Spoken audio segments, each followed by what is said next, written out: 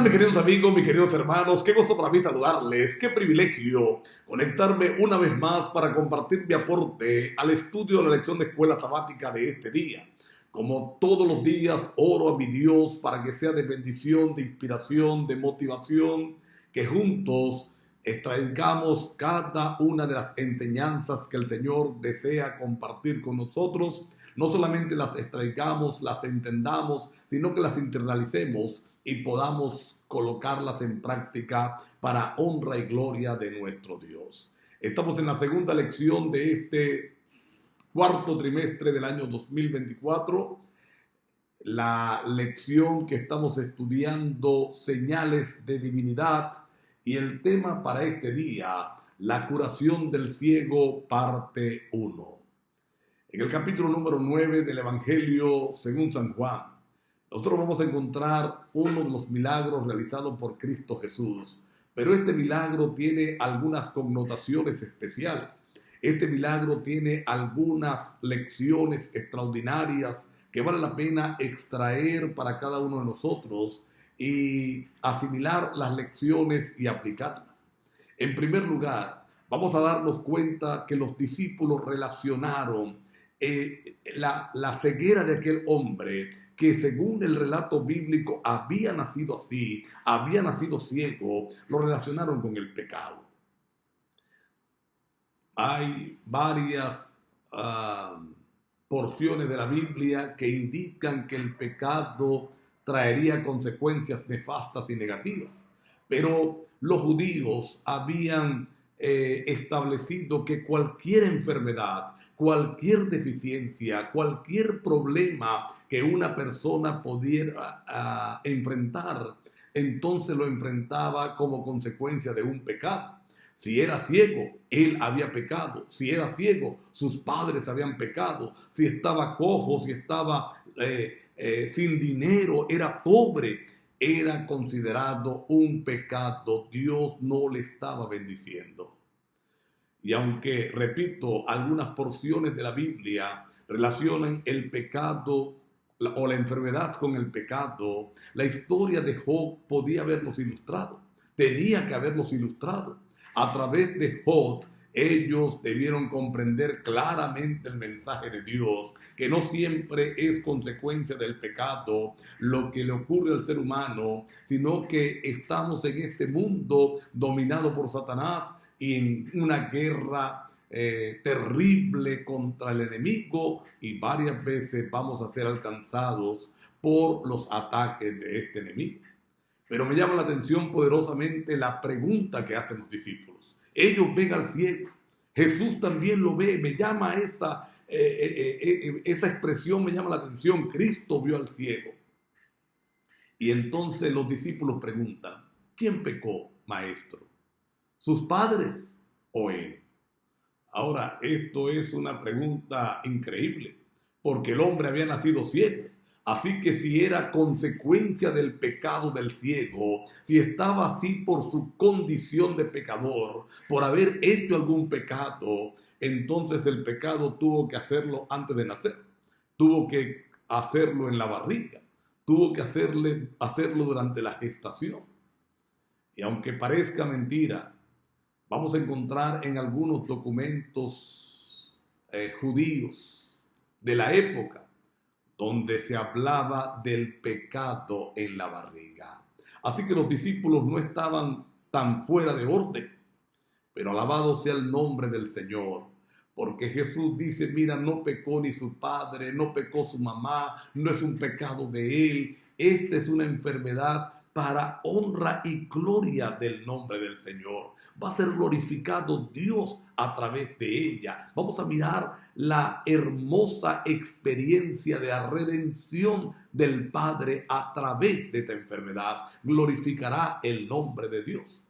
Así que Jesús aclara sin negar el concepto de que el pecado muchas veces, o la enfermedad, muchas veces tiene que ver con el pecado. Y entonces procede a hacer el milagro de la curación.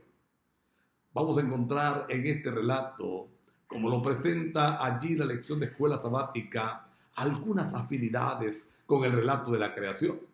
Ustedes recuerdan, cuando Dios fue a crear al ser humano, cuando fue a crear al hombre, no habló. En las demás cosas Él habló y existieron, pero con el hombre formó. ¿Y de dónde lo formó?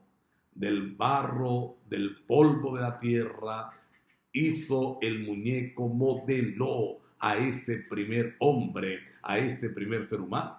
Ahora Cristo vuelve a usar la tierra, vuelve a usar el polvo para devolver la vista al ciego, para devolver la vista a este hombre que había nacido en esa condición. Y vamos a encontrar un elemento adicional en el relato. Un elemento adicional que en Juan es tradicional, que Juan es repetitivo, es rutinario, él lo utiliza. ¿Sabe que en los otros tres evangelios, en Mateo, Marcos, Lucas y Juan, Mateo, Marcos y Lucas, solamente los tres primeros, ellos van a seguir un patrón regular al presentar los milagros de Cristo? Presentan el problema, lo que aqueja a la persona, la enfermedad, el sufrimiento que tienen. Presentan a Jesús el problema de la persona. Jesús procede a curarlo y hay una respuesta de alabanza del curado en agradecimiento a lo que Dios y Jesús están haciendo por él. Pero vamos a encontrar nosotros en el relato del capítulo 9 del Evangelio de Juan que este patrón común que usa Marcos, Mateo y Lucas se completa en el verso número 7. Pero Juan va más allá. Juan no se detiene simplemente a explicar el milagro. Juan no solamente presenta el milagro extraordinario que el Señor está haciendo, sino que, como hemos dicho, va a utilizar cada una de estas señales para levantar, para exaltar la divinidad de Cristo Jesús, para que sus lectores entiendan que es el Salvador del mundo de quien Él está hablando, que es del Dios hecho hombre. Y va mucho más allá. Y va a presentar una discusión entre el curado y los líderes religiosos. Esta discusión a mí me llama la atención, ¿sabe? Una de las frases que más me gusta es cuando el ciego le dice a los líderes: mira, yo no sé si él es pecador o no. Yo no sé si es alguien que peca o no. Lo que yo sé es que antes yo era ciego y ahora veo. Y voy a abrir un paréntesis acá.